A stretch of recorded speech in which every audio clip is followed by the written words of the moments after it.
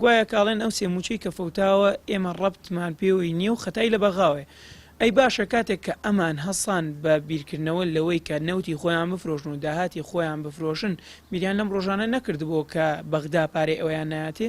باشە هۆکاری ئێمە چییە؟ خۆ ئێمە هەمومان ئەزانین کە ئەم حکوومەتە پارەی هەیە، بەڵام پارەکەی لەکوێیە ئێمە ئەوە جێگەی پرسیارە لە لامان.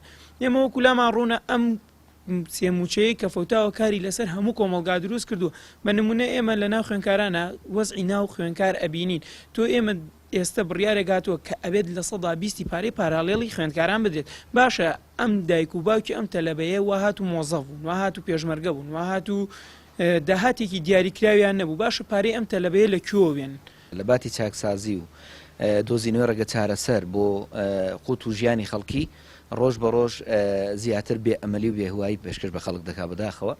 ئەم بێ ئەرزشی و بێ کەمبینیەی حکوومەت بەرامبەر بە هاوڵاتیەکانی پێم وایە لە ئەوەوە دێکە لە ڕاستیدا حکوومەت و دەسەڵات ئەمڕۆ بێمنەتە لە هاوڵاتیەکان و پێی وایە ئەم شێوازە حکومڕانی هەر شێوازێکی بەردەوامە ئەوەی ئیستقراری دەبێ. ئەی باشە ئەو ڕۆژەی کە بڕیاریاندا ئابووری سەر بەخۆ لە وڵاتە ڕابگەێنن چیە بەرپرس بوو؟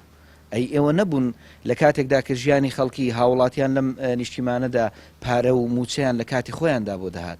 هەموو 25 مانگێک هاوڵاتی موچەخۆر موچەکەی خۆی وەردەگرت.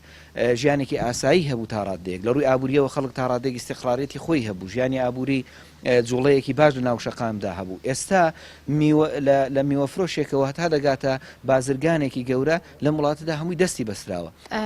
مەسەلەکە کەم تەرخەمی حکوومەتە کە ئەکەکە لە ئەستۆی خۆیەتی لە کاتی قسەکردندا کە دێنە سەر قسەکردن لەسەر مەسەلەی ئازادی و داهاتی سربەخۆی وڵات و حکوومەت و هەرێم قسەکانیان گەورەیە، بەڵام کە دێتە سەر ئەوەی کە حق بەڕێوەبرنی حکوومەت و ئیشی عملیان نامێنێ.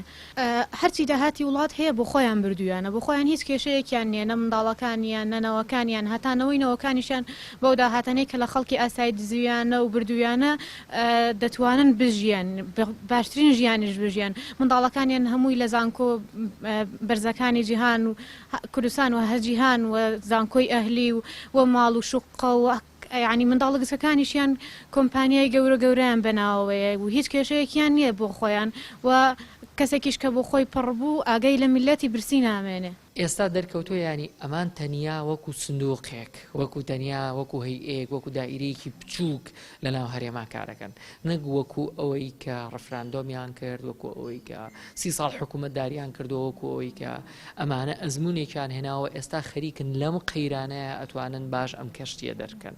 ئەین لە ڕاستیامی کە ئێستا هەیە هیچ نییە و ئەبینی نە پەرلەمان هەیە و ئەو حکوومەتە ماوەی بەتەواوەتی تەواو بۆ هەڵبژاردن چەندێکە دواکەوتووە لە دوایەوەی ساڵێکی ژادی بۆ درێژکراوەوە بۆیە درێژکراوی ریزی قەیرانە بەسەریەکەوە.